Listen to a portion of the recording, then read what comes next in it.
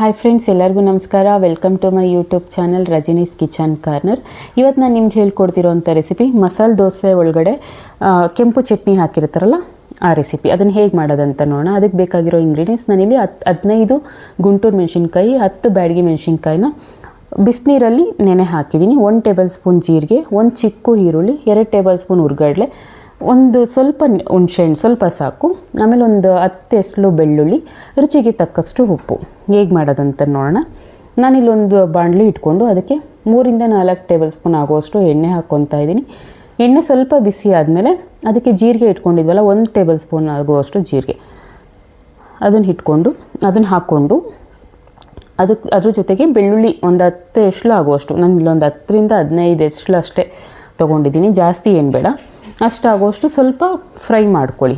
ಅದು ಬೆಳ್ಳುಳ್ಳಿ ಎಲ್ಲ ಸ್ವಲ್ಪ ಮೇಲೆ ಸಿಡಿದು ಬಿಡುತ್ತೆ, ಸ್ವಲ್ಪ ಹುಷಾರಾಗಿ ಮಾಡ್ಕೊಳ್ಳಿ. ಆಮೇಲೆ ಮೆಣಸಿನ್ಕಾಯಿ ನೆನೆಸಿದ್ವಲ್ಲ ಅದನ್ನು ಹಾಕ್ಕೊಳ್ಳಿ. ಇದು ಕೂಡ ಅಷ್ಟೇ, ನೆನೆಸಿರೋದ್ರಿಂದ ಸ್ವಲ್ಪ ನೀರೆಲ್ಲ ಆಚೆ ಬಂದುಬಿಡುತ್ತೆ, ಎಣ್ಣೆ ಜೊತೆಗೆ ಸೇರಿಕೊಂಡು ಮುಖಕ್ಕೆಲ್ಲ ಸಿಡಿಯೋ ಚಾನ್ಸಸ್ ಇರುತ್ತೆ. ನಿಧಾನಕ್ಕೆ ಮಾಡ್ಕೊಳ್ಳಿ, ಸ್ವಲ್ಪ ಫ್ರೈ ಮಾಡ್ಕೊಳ್ಳಿ ಇದನ್ನೆಲ್ಲ, ಓಕೆನಾ. ಇದಂತೂ ತುಂಬಾ ಟೇಸ್ಟಿಯಾಗಿರುತ್ತೆ. ದೋಸೆ ಹಾಕ್ಕೊಂಡು ಮಸಾಲೆ ದೋಸೆ ಥರನೇ ಬರುತ್ತೆ. ದೋಸೆ ಒಳಗೆ ಇದನ್ನು ಸ್ಪ್ರೆಡ್ ಮಾಡ್ಕೊಂಡು ತಿಂತಾಯಿದ್ರೆ ಯಾವ ಹೋಟ್ಲಿಗೂ ಕಮ್ಮಿ ಇರಲ್ಲ, ಟೇಸ್ಟ್ ಅಷ್ಟು ಚೆನ್ನಾಗಿ ಬರುತ್ತೆ.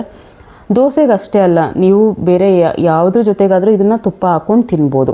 ಅಕ್ಕಿ ರೊಟ್ಟಿ ಜೊತೆ ತಿನ್ಬೋದು, ಅಥವಾ ಬಿಸಿ ಬಿಸಿ ಅನ್ನಕ್ಕೆ ತುಪ್ಪ ಹಾಕ್ಕೊಂಡು ತಿಂದ್ರಂತೂ ತುಂಬಾ ಚೆನ್ನಾಗಿರುತ್ತೆ.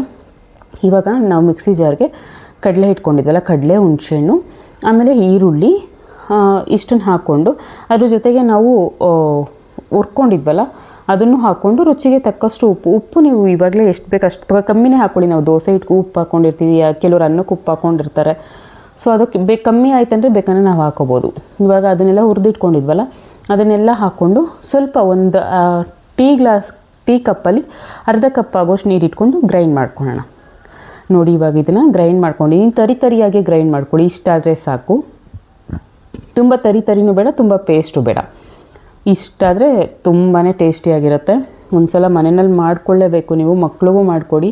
ಹೋಟೆಲ್ಗಳಿಗೆ ಹೋಗಿ ತಿನ್ನೋದಕ್ಕಿಂತ ಮನೆಯಲ್ಲೇ ಈ ಥರ ಹೆಲ್ದಿಯಾಗಿ ಮಾಡ್ಕೊಂಡು ತಿಂದರೆ ತುಂಬಾ ಟೇಸ್ಟಿಯಾಗಿರುತ್ತೆ. ಮಾತ್ರ ಅಲ್ಲ, ದೊಡ್ಡೋರಿಗೆ ಕೂಡ ತುಂಬಾ ಇಷ್ಟ ಆಗುತ್ತೆ ಇದು. ಮನೆಯಲ್ಲಿ ಮಾಡಿಕೊಂಡು ಹೇಗಿತ್ತು ಅಂತ ನನಗೆ ಕಮೆಂಟ್ ಮಾಡಿ. ವಿಡಿಯೋ ನೋಡೋದಕ್ಕಾಗಿ ಎಲ್ಲರಿಗೂ ಧನ್ಯವಾದಗಳು. Thank you.